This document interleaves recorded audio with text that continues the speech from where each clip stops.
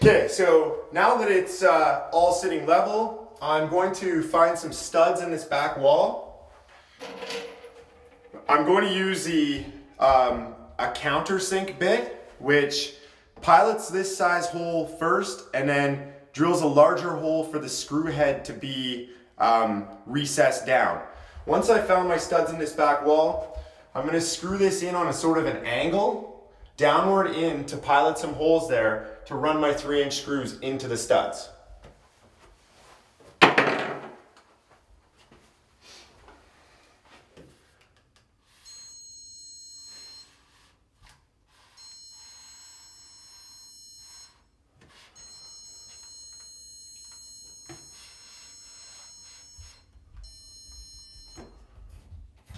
With these stud finders, you're supposed to mark a line on each side when the light goes out, and then you want to generally pick the centers where your stud is. So I can see that I'm just going to miss that stud. I could try to hit it, but I don't really want to screw in this area. So, but you'll see as I find these other ones.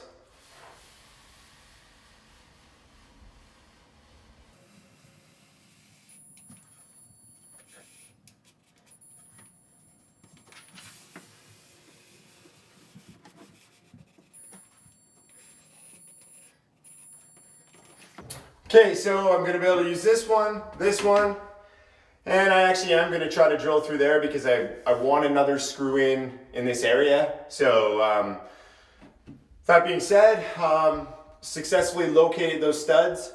As you know from earlier chats about that, if I didn't have a stud finder, another great way that I could have found the stud was by looking at the electrical box to see which side the light got mounted on, and then possibly measuring over 16 inches from where I assume the stud is.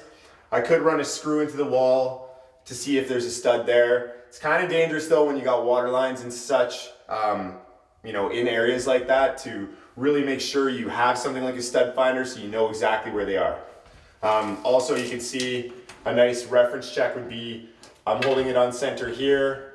I'm hitting that 16-inch center that we did when we were framing, and then onto this one I'm hitting my 32-inch center. So that makes me quite satisfied that I've located the studs correctly.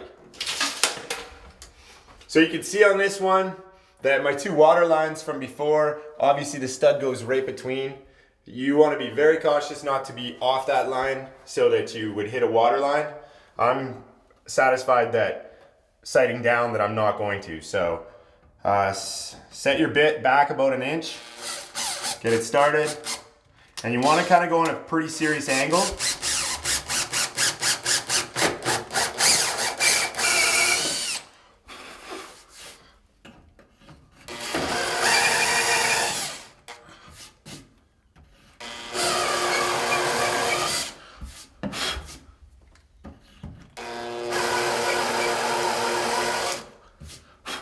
Okay, so you can see that's going to recess my screw head and not interfere with my countertop. I'm going to do another one over here.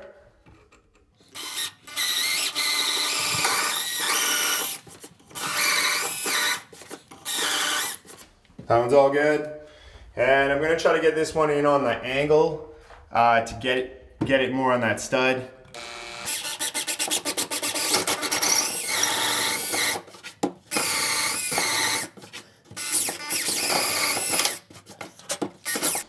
Okay, and that looks pretty good as well. Just gonna switch my bit. Just gonna switch my bit back to Robertson. Got some nice 3-inch screws. Start with my center one. Press on the cabinets towards the wall.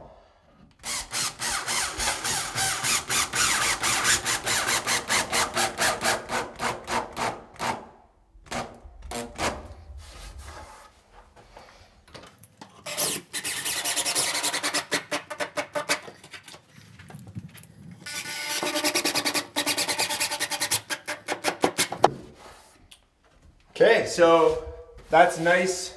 3 screws perfectly into studding. You could pull on these cabinets, they are not moving anywhere.